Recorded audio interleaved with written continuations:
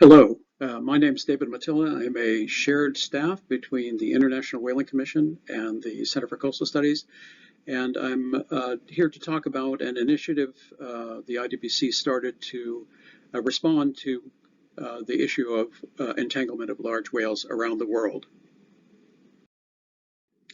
The IWC has been interested in entanglement and bycatch of large and small cetaceans for quite some time, for several decades.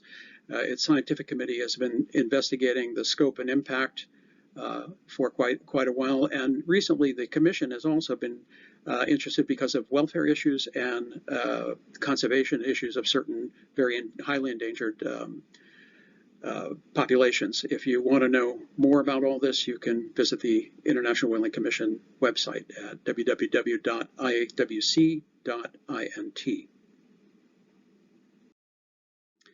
In 2010, because of growing concern, the IWC convened a workshop to look at the scope and the impacts of this and what potential actions might be taken.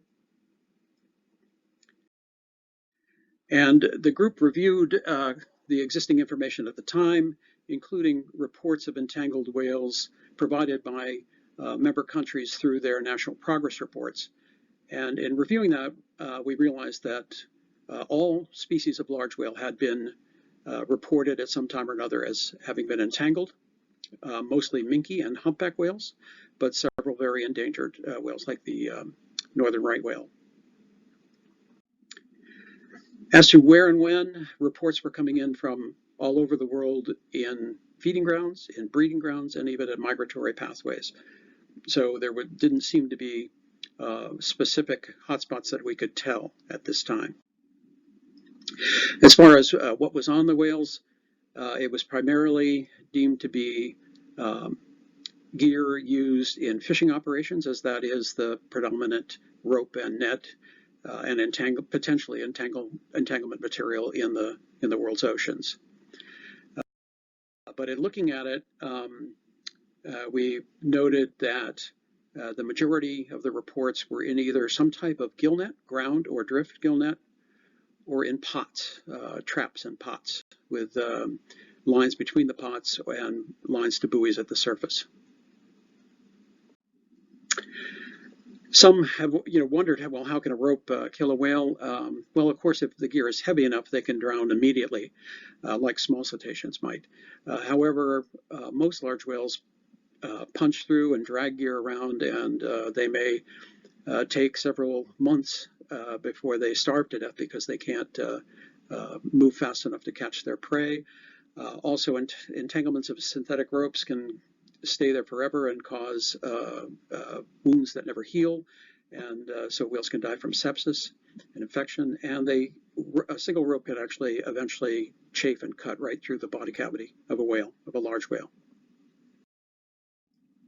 So the workshop agreed that the issue occurs basically wherever whales and passive fishing gear, that is fishing gear that is set and anchored or drifting, and then the fisherman goes away and then comes back later. That is the most dangerous type of gear. It seems. They also the group agreed that the frequency is widely and often severely underestimated because fisheries observer programs usually don't see this because the whales they break some of the gear and drag it off.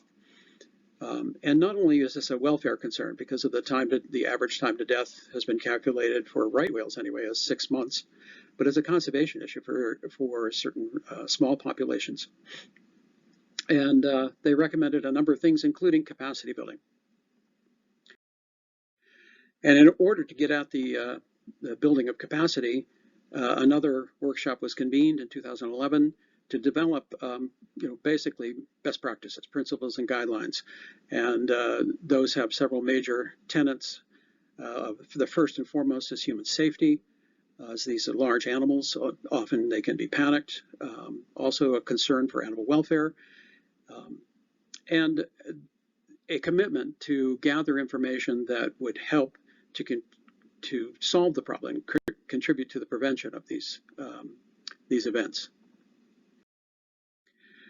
So the IWC process developed at the workshop was to provide an overview to countries that requested it or civil society, work with the government of where it had been requested to identify key regions and appropriate trainees, conduct a 2-day training using a consensus curriculum that was identified, and then evaluate trainees during the training for possible apprenticeships. And then the country eventually would be added to the growing global network. As I mentioned, the training is 2 days. It's 1 day in the classroom and on land, mostly theoretical, and then a practical day at sea using some of the tools and techniques. The apprenticeships, again, are identified between sort of the trainees evaluating or the trainers evaluating the trainees, and in discussion with the appropriate or relevant government agency. And so far, the apprenticeships have been held at the Center for Coastal Studies here in Cape Cod in the U.S. And a good example of this process is Mexico, where we were asked to conduct some trainings both by civil society and by the National Park Service of Mexico. And we held several trainings and helped to train over 180 trainees. They went on in 2 years since the formation of their national network to conduct 26 rescues. And during the process, 2 apprentices were identified who came to the Center for Coastal Studies for a three-week period to get some hands-on experience and more in-depth training. And they went on to become the trainers for their country and are also now our Spanish-speaking trainers for the IWC endorsed training. So overall, since 2012, we've trained, I think it's a little over 1,200 trainees from 34 different countries.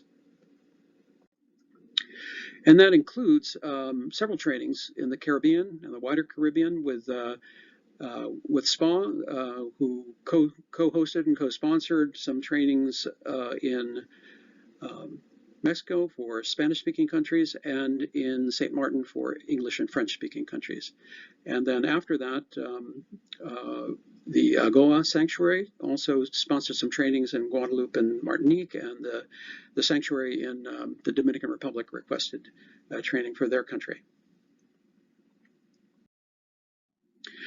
Now, the criteria for prioritizing the trainings is this isn't ordered in a hierarchy. It's all of these things are taken into consideration: human safety, conservation of the population of large whales, how many whales might it help to provide the training, how much of a socioeconomic impact is there, and of course there has to be a national involvement, and it doesn't have to be financial support, but at least a approval and hopefully a participation on a part of the relevant agency in the country.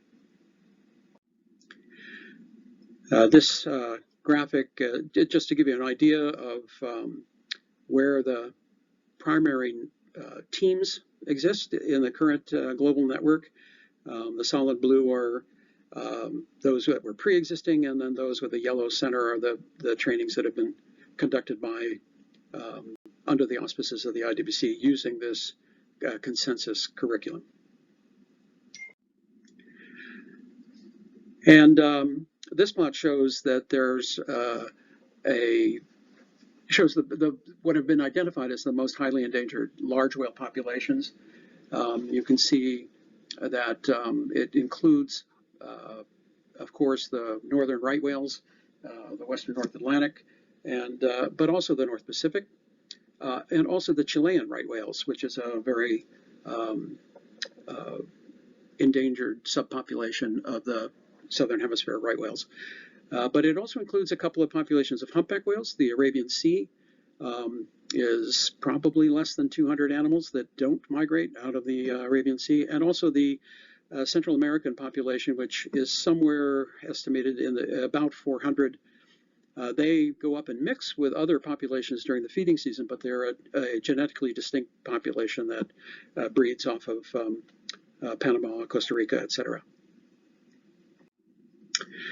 The support from the trainings has come from the IWC directly and other intergovernmental organizations like UNEP and SPA and the CPPS in South America and SPREP in the Southern Pacific, or the South Pacific, and also from governmental organizations within countries like AGOA and NOAA in the U.S. And this doesn't show all of the organizations, but to give you an idea that there's a broad support for this. Unfortunately, so far, not a large grant from anyone to conduct a lot, but in some ways we're pleased to see that there's a very wide range of support from a variety of different organizations. And with that, I'll thank you, and I think and we'll see you at the meeting.